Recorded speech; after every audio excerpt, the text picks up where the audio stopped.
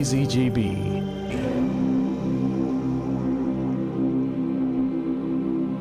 Ang PBN Broadcasting Network Incorporated asin ang DCGB nakikisumaro sa bilog na katolikong pagtubod sa pagkumemorar kan pagsakit, pagkagadan asin pagkabuhay liwat kan sa tuyang kagurangnan na si Jesus. Dahilan kay ni hinanyugon niyato ang reflection ni Father Butch Bumbase OP kan UST Legazpi. Diyos maraynal daw sa endogabos mga tugang, ngunyan na Martes Santo, magurup-hurup kita.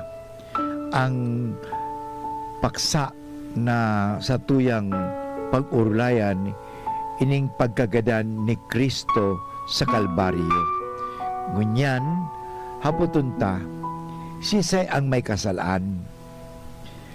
May mga kahaputan po ako na siguro sa magayon na simbagunta, ngunyan na Semana Santa. Yaong ka ba kang si Jesus ay ipinako sa krus? Sayang ka? Yaong ka duman? Ano? Na yaong ka kaitong ng gadanon si Kristo sa Golgata? Gadan si Jesus? Gadan ang Diyos? Ang hapot, sisay ang gumadan sa iya. Sisay ang may kasalaan. Si Judas ba ang may kasalaan ta siya ang naging traidor na pinagpabakal si Kristo sa 30 pieces of silver? Si Pilato ba na nagugas ng sa iya makamot dahil sa sabi nga ni karuwagan, ano, na siya ay natakot? Ang mga sundalo bang Romano ang nagpapako sa iya talaga? Sisay ang may kasalaan? Sinda baga? Sinda? O kita? Kita? Dahil kitsalang kasalaan? Ha? Tayo ba ay hindi nagmamalabis? Hindi ba tayo nagsasamantala sa tuyang kapwa? At kita ba ay ininaging duwag? Ano? Hindi naging mahina? Umapag-imbot? Ano? Kita ba ay hindi naging malupit? Walang habag? O walang pagmamalasakit? Tayo ba ay hindi nagwawalang bahala? O tayo ba ay hindi naging takot? Kita ba ay hindi nag-alinglangan? Tayo ba ay kumikilos sa oras ng pangangailangan? May mga kaipuhan dyan na tabangan? Natatabangan ta kaya? O tayo ba ay lumalaban para sa katarungan? Ni habutang ang sa tuyang kapwa apihon kang sisay man? O sa tuyang pinababayaan na lamang ang mga tao na inaapi? Tayo ba'y nakikibaka laban sa kasamaan at pang-aalipin? Yan ang mga hapot, mga tugang. Tayo ba'y nagwasak ng mga tanikala ng kabuktutan sa mga korupsyon? Tayo ba ay nagiging sanhi ng korupsyon? Malapit na naman ang eleksyon. Baka ipagbibili na naman natin ang ating mga boto. Ano? Kaya ngunyan mga tugang na Martes Santo, sa tuwing paghurup-hurupan, ano ba ang ibinubulong ng ating budhi? Sabi nga ni, ano bang sinasabi kan sa imong konsyensya? Ang hapot ko nga ni, may konsyensya ka ba? Wala ba tayong konsyensya? Gabos na sinasabi ta, ay okay lang iyan, basta ako, okay lang, nabali na sinda. Arog kita ka iyan? Anong sinasabi ng ating mga tenga? Ano ang bumabagabag sa ating konsyensya? O baka ang sa tuyang konsyensya, mga tugang mo niyan sa panahon ini, nagiging ng kalos, ano ba, sabi, kalyado na, o sinasabing anesthetized na, dahil ng pakiramdam, ang satuyang konsyensya. Di ba sinasabi ng ating budi na tayo din ay katulad ni Pedro sa pagtakwil at panunumpa na hindi natin nakikilala si Jesus sa panahon na pag may dapat tayo ay maggibo ng karahayan, sa tuyang ginigibo, bako ang karahayan, kundi ang satuyang gustong makasadiring kagustuhan sana.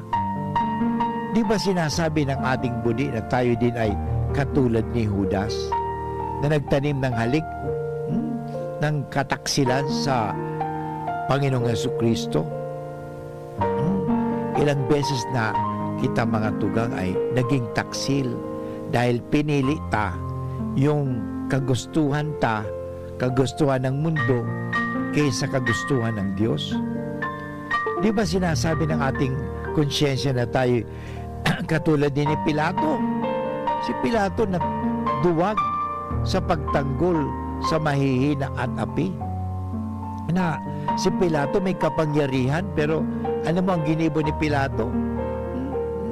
Naghugas baga siya ng kamot. Bahala ka mo dyan. Araw kita kaiyan. Mga tugang magayon na paghurup-hurupot sa panahong ini, na minsan kita nagiging parang si Judas, nagigitang si Pilato, nagigitang parang si Pedro, na sa gabos na panahon na pwede kita sana makagibo ng karahayan, pero data ginibo anumang karahayan dahil natatakot kita, nahihiya kita, nasusupog kita, no? Sa panahong ini ng Martes Santo mga tugang, sa tuyang pagurupurupon, may magigibo kita ng karahayan, makakagibo kita ng karahayan. Pwede tang tabangan o ipagtanggol ang mga maluluya, ang mga inaapi, at kita pwede man magkaagning maray na bagay dahil kita maggibo ng kaulangan. Ano ba sinasabi kan sa tuyang konsyensya? Di ba sinasabi ng ating konsyensya na tayo din ay nagiging masiglang nakikihati sa pagpapahirap sa Panginoon? Tayo ay nagiging hanggat sa ngayon, kita ay nagiging dahilan sa pagtitios kang mga tugangta. Di ba sinusumbatan tayo ng ating konsyensya? O may konsyensya ba tayo? O wala na? Basta kung anong gusto ko, gusto ko. Bakit ko susundin ko ang konsyensya? Bakit ko susundin ang tinig ng Diyos? Mga tugang, ang konsyensya, tinauihan sa tuya ng Diyos. Parang yan ang magtabang sa tuya na makagibo ning marhay bakong maraot. Iba sabi nga sa English, the inner voice of God in us. Nadadawag ta pa kaya ang tingog kang Diyos? O dinadawag ta kaya ang tingog kang Diyos? O ang dinadawag ta ang tingog kang tao? Kasi sasabihin ta, anyway, the voice of the people is the voice of God. Tama kaya yun? Hindi naman palaging tama yan na dahil ang sinasabi ng karamihan, yan ay tama. Hindi po. Tandaan po natin, hindi dahil sa sinasabi ng nakakarami ay tama. Hindi po masasabi na kasi marami, majority is morality. Hindi po Hindi sinasabi na dahil yan kagustuhan kang kadakulan, yan ang tama. Alam mo, kahit na po sabi nga ni, nakakaunti ang gumagawa, pag mali ay mali, kahit ito po ay ginagawa ng nakakarami. Tandaan po natin ito, hindi dahil ginagawa ng nakakarami ay hindi na mali. Hindi po yan. Hindi po ganun ang batayan ng morality. sa panahong iniho. Hindi, Father, ginagawa. Halimbawa ngayon, ginagawa na naman, Father, ang pagpapabakal ng boto. Okay lang yun. So, ginagawa. Hindi po dahil ginagawa ng nakakarami ay tama. May kasabihan po nga, matugang, na hindi dahil ginagawa ng nakakarami, ay tama. Tandaan po natin yan. Yes, ini po ang sinasabi. Right is right even if no one is doing it. Ano pong ini-emphasize kayo ni mga tugang? Ang importansya sa satuyang prinsipyo moral, regardless of what we call social pressure, or common behavior. Hindi po ganun ang ibig sabihin na porque ginigibo kang gabos, gibuhunta naman iyan. Kung gabos pala magparlampaw duman sa kali, marlampaw man kita. Daiman, tandaan ta, kung tama iyan, gibuhon ta. Pag sala iyan, dai ta gibuhon. Tama, dadamay kita. Importante ko niya sa panong ini mga tugang na talagang ang karahayan sa tuyang gibuhon. Ang anumang karapatan sa tuyang talagang sabi nga ni iwasan o dai paggibuhon. So, right is right even if no one is doing it. Tandaan po natin yan. At tandaan po natin, morality is never based on majority. O sasabi ka mga tao, okay, total, ang divorce, okay, sa gabos, okay na gabos. Divorce is still divorce, and divorce is still a sin. Halimbawa, murder, total, sasabihin natin, euthanasia, ay total, nakakaawa ng mga gurang. So, gadanon ta ng mga gurang. Hindi, dahil sa ginamit pa nga ni mercy killing. Alam mo, mag-ingat po kita sa mga tinatawag na magayunon. Kunyari, mercy, pero killing. How can there be mercy in killing? Yan ang problema minsan sa tuya mo yan, mga tugang.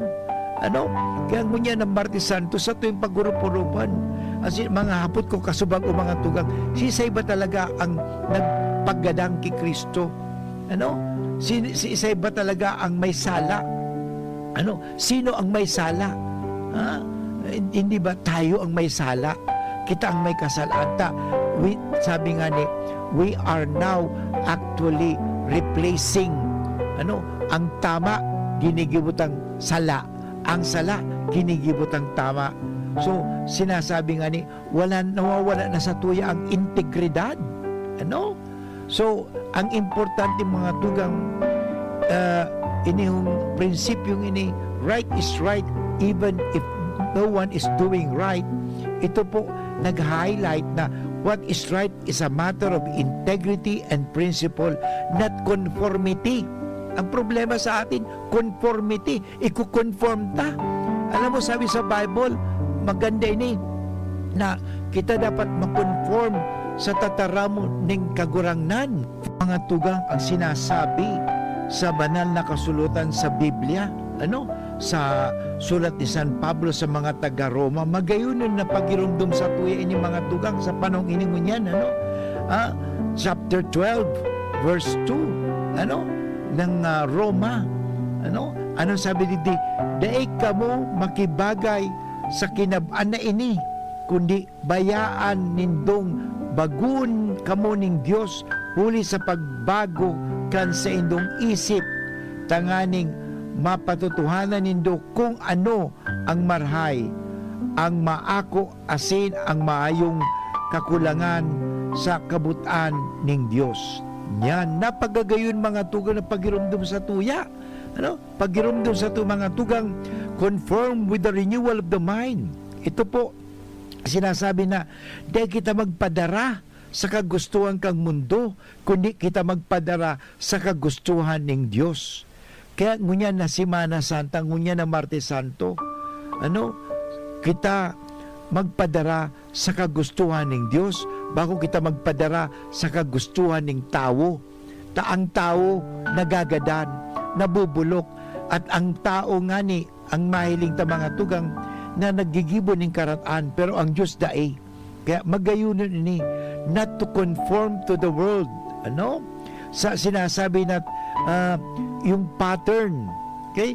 Do not conform to the pattern of this world. Ino mga paagi, mga suggestion, mga values, mga word systems, at mga paniwala that often lead to a distorted view of reality. Kaya importante mga tugang is tinatawag na renewing of your mind. Ito po ay isang proseso na sa tuyang baguhon, ang sa tuyang pag-iisip, ang sa tuyang mga paghurup-hurup, ang sa tuyang mga gibo-gibo. Parang ang Diyos ang siyang laging magkaibahan. Kita mabuhay sa katotohanan. Babalik po ginali si Father Butch.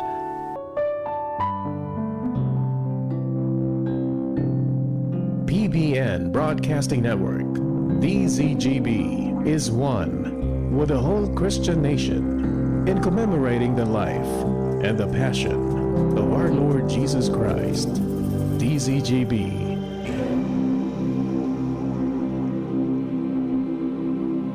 Pre, makinig ka muna. Payong kaibigan lang ha.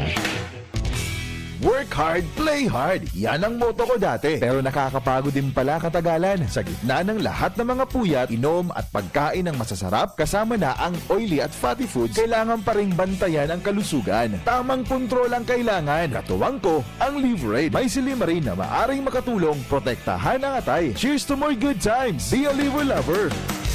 Mahalagang paalala, ang Liverade ay hindi gamot at hindi dapat gamitin paggamot sa anumang uri ng sakit. Ang good drinks at good food, perfect combo. Isama pa ang Liverade para sa kalusugan ng atay. Mabibili sa mga leading drugstores nationwide. Hello, ka-Jims!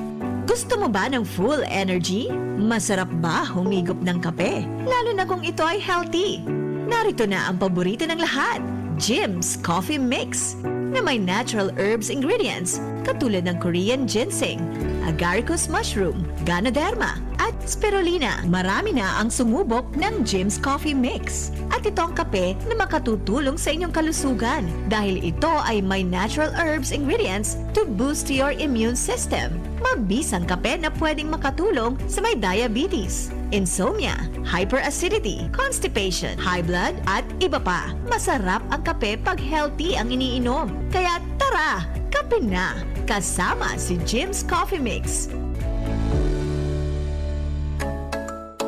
Arangkada Banwa. Arangkada, daba kong banwaan, matian ka uswagan, mga gibong karahayan, papakusugan paan, gabos na mga programa, makaskas na serbisyo, silalbaldoan matao, sa mga daragan nyo.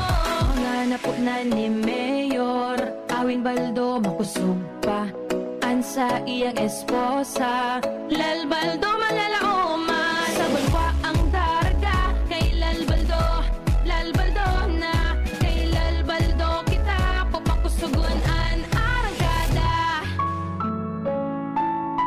Mga tugang, padagos po kita giraray sa pagnilay-nilay, sa paghurup-hurup, ngunya na Martes Santo. Ini po si Father Butch Bombase, OP, na nagtataw sa inyo ning mga bagay-bagay na sa tuyang magay na paghurupan.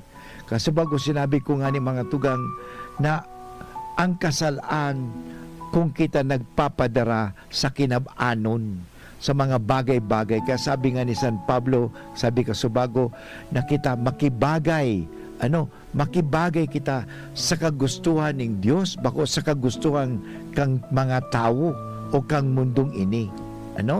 Sabi ko, do what is right even if others are not doing the right thing. Okay? At may kasabihan nga, hindi ba? Ito magayon ang sinasabi na be honest. Even if others are not, be honest. Even if others will not, be honest. Even if others cannot, be honest. Importante naman sa panahon ng mga tugang, ngunyan sa panahong iningunyan, kay puhanta talaga, we have to walk with integrity and honesty. Yan importante sa panahong ini. Na kita magpadara. Importante ini mga tugang. So ini yung be honest even if others are not, even if others will not, even if others cannot, be honest. Ano? Maging tapat kita lagi. Ano? Ito po ay nagtataw sa tuya ning magayon na buhay. Yung tinatawag the value of honesty and integrity. May kasabihan nga ni, so kanta, honesty is such a lonely word. No one is hindi na kita nagiging honest. Kaya malungkot na talaga. Kaya importante mga tuga ini. We have to be honest. Kaya sa panahong ining mga tugang na maghurup-hurup kita. Kasi ini manggiraray ang magtatao sa tuya ning karahayan. Miski sa tuyang mga relasyon, kung bako kitang honesto, kung bako kitang tapat sa isa't isa, daing respeto, daing kagayunan. Pero pag may igwa kita ng honest, kita naging tapat sa isa't isa, nagiging magayon ang relasyon. Kaya mahapot kita girari mga tugang, sisay ba talaga ang sabi nagpagadang kay Kristo? Sino ang taong puno ng nagmamalabis? Sino ang mga taong puno ng pagsasamantala at pang-aapi? Sino ang mga taong puno ng puot at paghiganti? Di ba tayo napapabilang sa mga taong nabubuhay na parang walang Diyos na lumika sa atin? Minsan nabubuhay tayong ganun, basta ang sabi basta ako okay lang ako. Anong mangyari sila? Bahala sila sa buhay nila. Alam mo, ang hapot, nabubuhay ba tayong parang walang Diyos? O nabubuhay tayong may Diyos? At kaya nga, sinusunod ang kagustuhan kang Diyos. Di ba tayo napapabilang sa mga taong mahirap pakisamahan dahil sa ating pambihirang pang-uugali? Yun ang mga hapot, mga tugang. Kaya magayon, anong utos ni Kristo sa tuya? Hindi ba? Isa lang namang utos ni Kristo. Magkaminuruutan ka mo. Yan ang magkaminuruutan. Kasi pag nagkaminuruutan ka mo, day ka magmamalabis. Pag nagkaminuruutan kita, day ka mapagsamantala o mapang-api. Pag kita nagkaminuruutan, day kitang puot at pagiganti sa lambang saro. Kaya napakahalaga na tayo ay mabuhay na may Diyos.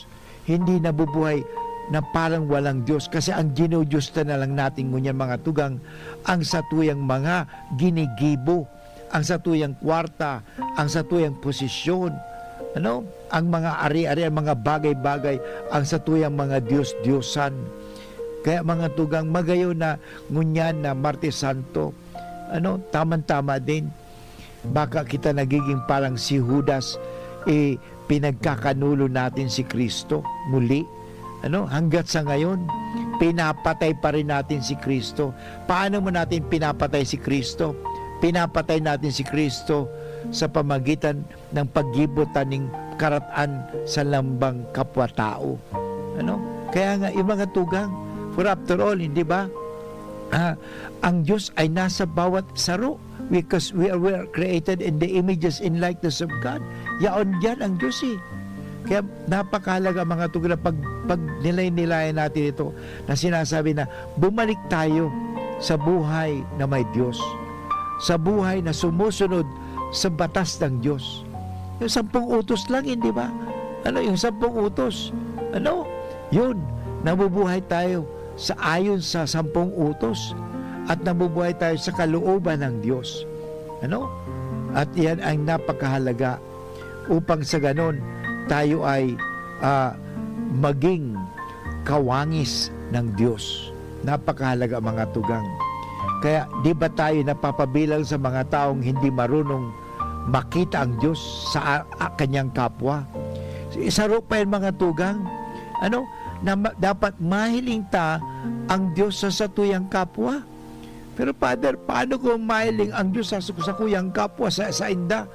Talagang yun, masyadong malupit. Yun. Paano ko makikita? Yun. Kaya kasi hindi talaga makikita kasi hindi pinapakita ang Diyos.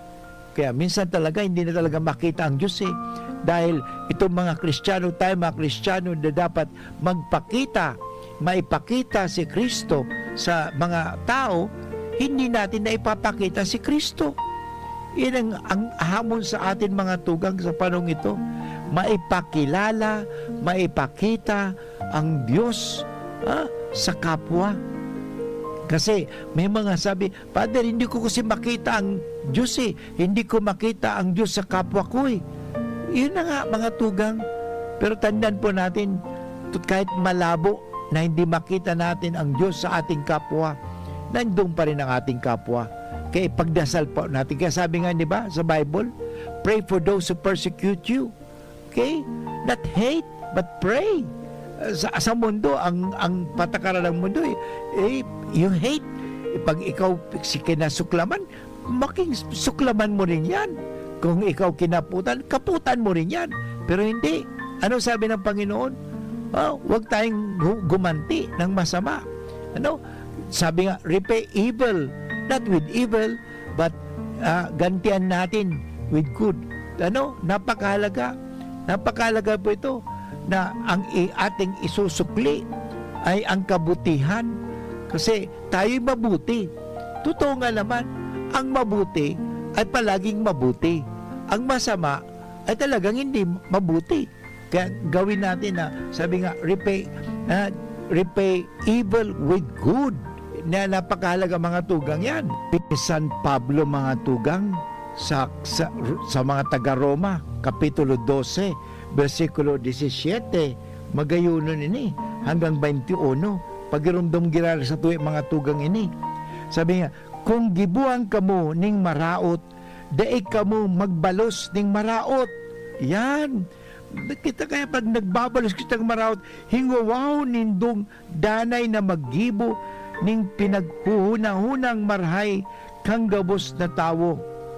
Sagod sa makakaya nindo, mamuhay kamong matuninong sa kaibahan ning gabos na tawo. Magayunon na mumutan kong mga tugang, dainanggad kamo magbalos. Pabayaan nindo ang kaanggutan ning Dios ang magbalos, huli ta nasusurat, sako ang pagbalos, ako ang magbayad, ang sabi ning kagurangnan. Kundi susog sa kasuratan, kung magugutom na ang kaiwal mo, pakakana, kung napapaha, painuma, sa paggibo mo sa iyaning siring na namumula ang sa iyang lalawgon sa kasupugan. Tingnan mo, daig ka magpadaog sa maraot. Yun ang sinasabi, mga tugang. Kaya daig kita magpadaog sa paggibo ning karahayan. Daig kita magpadaog sa maraot. Kaya maggibo sa kita ning karahayan. Kundi daogon mo ang maraot sa paggibo ning marhay. Magayunan mga tugang ngunya na Martes Santo na pagirumdum sa tuya na ini. Daig ka magpadaog sa maraot, kundi daogon mo ang maraot sa paggibo ning marahay. Kaya maggibo kita ning marhay permi. Ini mga tugang, kaya sinasabi, mahal na araw, dahil ining mahal na araw ni pinahiling ni Kristo ang sa iyang pagmamahal. Ginibong talagang banal na banal ang mga aldaw na ini dahil sa pagmamahal. Magayon mga tugang, kaya kita dapat magpadara sa maraot. Kaya kita magpadara sa kagibo ning karahayan. Sabi baga sa Proverbs chapter 17 verse 13, that if someone returns evil for good, evil will not depart from this house. Kaya nga magibo kitang maging blessing sa ibang tao. Magayon ini. Kaya magibo kita, overcome evil with good. Yan ang pangapunan sa tuyang mo yan mga tugang. Dahil kita dapat maggibo ng maraot, kundi maggibo kita ng karahayan. Iyan ang ginibo ng Diyos. Ginibo ni Jesus kang sa nabuhay digdi at dapat gibong kang bawat Kristiyano. Kaya minsan nakaka-iskandalo. Kristiyano pa naman, Katoliko pa naman, tingnan mo ang pigigibo, maraot, Di ba? Kakaiba iyan. Ano, pag Kristiyano kita, pag Katoliko kita, dapat magibo kita ning kararahay, marahay, ikakarahay, bakung ikakaraot. Kasi sinasabi nga, di kita magpadara sa mga makakinab-anon, worldly. Ang problema kaya, na nagpapadara kita sa mga makinab-anon. Tandaan natin, pag nagpadara kita mga tugang sa mga makinab-anon, we will be corrupted. Corrupted. Ang sabi nga ni kita, makukurap kita. Ha? Ano sabi ko lang kurap? Ang ibig sabihin mga tugang, mawawara kita. Ano? Sayang. Sayang. Kung magibos na kita ng mga maraot. Kaya ito, sayangon ang satuyang buhay. Tapag nagibo kita ng maraot, ang gabos na yan, nagiging mabubulok kita, ang abot yung sabi ko, sa mabubulok kita kaan. Ano ang karatan, nagkakaigwa ng kabulukan. Habo kita dapat maging bulok. Ano? Gusto mo maging bulok? Hindi. Kasi ang nagibong bulok, dahil sa paggibo ng maraot, kaya magibot kita ng karahayan. Kaya ngunyan, na Martes Santo mga tugang, pangapudan ni Father Butch. Ano? Ayunon ta, ang kagustuhan ng kagurangnan. Magtarabang ka kita, magkamiruutang kita. Sabi, overcome evil with good. Ano? Tandaan natin mga tugang, ini ang pangapudan sa tuwid ni Kristo. Ano? Kaya, sapot ko kasubago, si Isay talaga ang nagpagadang kay Kristo. Ang nagpagadang kay Kristo ay ang satuyang mga kasalaan, ang satuyang mga karatan. Kaya mga tugang, ang karatan ay nagdadala lamang sa atin ng kapahamakan at kasawian at kalungkutan. Kaya nga magayon na mga tugang na kita ay magkumpisal. Munya na Semana Santa, pangapudang po ineho. Kita gabos makasalanon. Kaya nga tinatawag kita ng pagkakataon. Ano? Magbakli. Ano? Pwede pa, may oras ka pa. Tandaan natin mga tugang, daita aram kung maaring kita mawawara digdi sa kinabaan. Aram mo ba kung kailan ka mawawara? No. Nobody knows when, how, and where we will die. Pero siguradong kasigurado po, kita gabos, daing exemption, kita gabos po mga tugang magagadan. Kaya nga, at least pag magadan man kita, kaibata si Kristo dahil kita nabuhay kay Kristo. Mga tugang, kita mga G, sa ngalang Ama at ng Anak at ng Espiritu Santo. Amen. Panginoon, sisisi po kami sa lahat ng aming mga nagawang kasalanan. Tulungan po ninyo kami, baguhin ang aming mga isipan, baguhin ang aming mga kalooban, baguhin ang aming pang-uugali, baguhin po ninyo ang aming buhay na kami ay makasunod sa iyong kagustuhan. Mahirap man, mahirap, dipisil, pero mga tugang, hindi dahil dipisil, hindi naman imposible, dahil kaya po namin muli magbago dahil sa iyong grasya. Ang gabos na ini, hinahagad mi sa tabang ni Jesucristo na samuyang tagapagligtas at samuyang kagurangnan. Amen. Sa ngalang Ama at ng Anak at ng Espiritu Santo. Amen.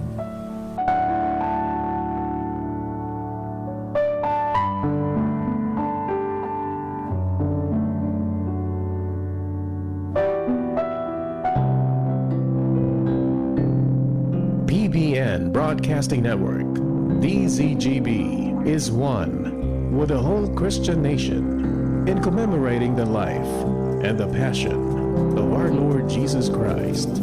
DZGB